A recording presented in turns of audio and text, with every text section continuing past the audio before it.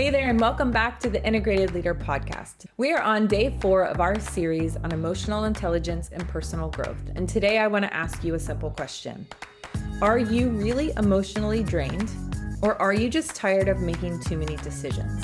Because sometimes what we call burnout isn't about being emotional at all. It's about being mentally overdrawn. Let's talk about how simplifying your day can help you feel more grounded, more clear, and more like yourself again. Most of the leaders I work with are constantly making decisions. Big ones, yes, but also hundreds of tiny ones, from how to prioritize your day to what to wear to whether or not you should respond to that Slack message now or later.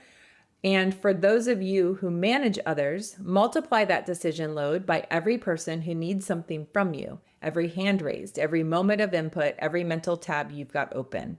When you add all of that up, it is no wonder you feel tapped out. But what's interesting is that many people mistake that mental exhaustion for emotional burnout. You say, I'm so stressed, I can't even think straight. I'm snapping at people, or I feel off. But if we pause and we look a little closer, we might realize that underneath the stress, there is just no space left. You're not burned out emotionally, you're overloaded. And this matters because emotional intelligence relies on having enough margin to actually notice how you feel, to regulate your responses, and to choose how you want to show up. When your mind is overloaded, you can't do any of that. You're just reacting, and you might think something's wrong with you when really it's just time to simplify. Now, I want to be clear. You don't need a minimalistic lifestyle or a color-coded calendar to feel emotionally healthy, but you do need space. Space to reflect, space to process, space to feel your feelings without another decision chasing them down. So let's get practical. I want to offer you a few simple ways to lighten your mental load so your emotional self has some breathing room again. The first is this: pre-decide what you can. Think about small decisions that come up every single day. What to eat for lunch, when to reply to emails, what to wear to the office. If you can create a rhythm or a default answer, do it.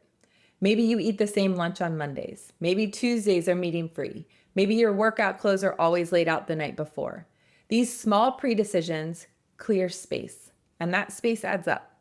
It gives your brain and your emotions room to rest and respond. Second, build some buffer time into your day. This might be 5 minutes between meetings, or 10 minutes of transition before your kids get home, or simply a walk around the block before dinner. It doesn't have to be long, although it can. It just has to exist. Buffer time helps your nervous system reset so that your emotions don't pile up on top of each other. It lets you integrate what just happened before you jump into what's next. And finally, end your day with a simple check-in. You can ask yourself, what decision today drained me the most? What gave me energy? What do I need more of or less of tomorrow? These tiny check-ins help you close the loop. They clear emotional clutter and reconnect you to what actually matters. You don't need to be less emotional.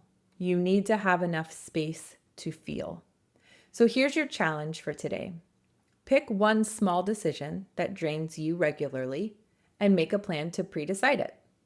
Maybe it's what you eat for breakfast. Maybe it's your Thursday outfit. Maybe it's the first thing you're going to tackle when you log on in the morning. Whatever it is, simplify it. You will be surprised how quickly that one small decision opens up just enough space to breathe, reflect, and lead yourself with a little more grace. Emotional clarity isn't a personality trait. It's a byproduct of being reflective and having space to do it. When your mind is full, your feelings get fuzzy. But when your mind is clear, your emotions can move freely. And that's when emotional intelligence really begins to grow. Tomorrow, we wrap up this series with a conversation about others. How do you lead and connect with people who don't think, feel, or operate like you? And how do you stretch yourself towards deeper understanding without losing your footing? So until then, lighten the load where you can.